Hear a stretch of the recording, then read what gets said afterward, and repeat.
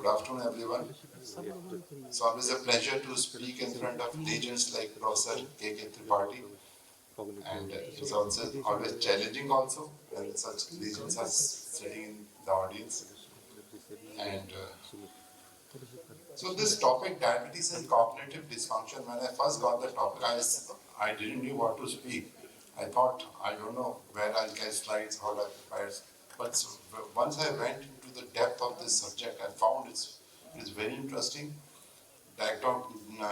Diabetes and cognitive dysfunctions are very common in diabetic patient, and we take only 15 minutes just to run through all the presentation. So we should know what is cognition. Cognition is the process of acquiring knowledge and understanding through thought, experience, and sensing. This we all know. What are cognitive disorders?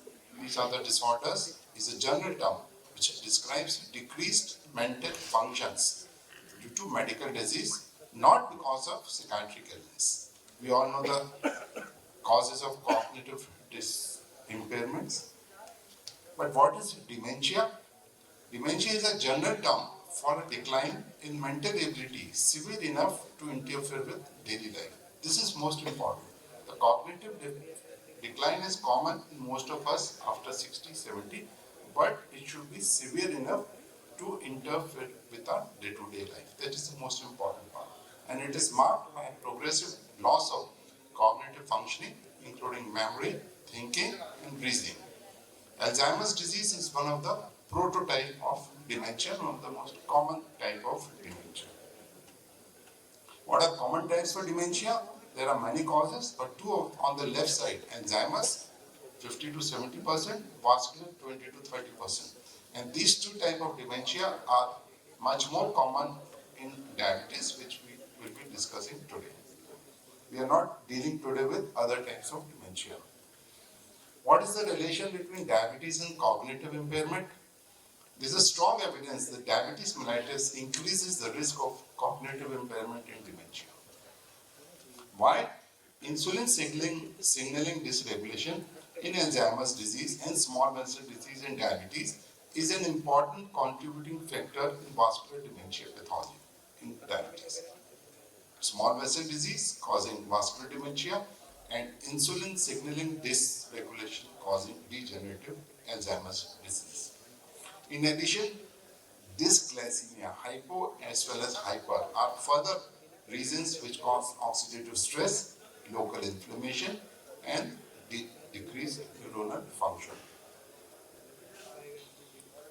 One analysis, a recent analysis, showed that there is around 60% increase in the incidence of dementia in patients with diabetes who are more than 65 years. And there is a 40% increased risk of non-vascular dementia. There is also milder forms of cognition disorder, which is called mild cognitive impairment, which is also associated with diabetes, which may progress to full-fledged dementia or it may recover. So we are dealing with three types of dementia: Alzheimer's in diabetes. In Alzheimer's, vascular dementia, and MCI, which is the milder form. In one meta-analysis, it was shown, it is a prospective study, that is 73% increased chances of dementia in diabetes, out of which 56% is Alzheimer's and around 127% increase in vascular dementia. Also, if we go through the patients of Alzheimer's, the diabetic patients are more in the Alzheimer's group as compared to those who are non-diabetic.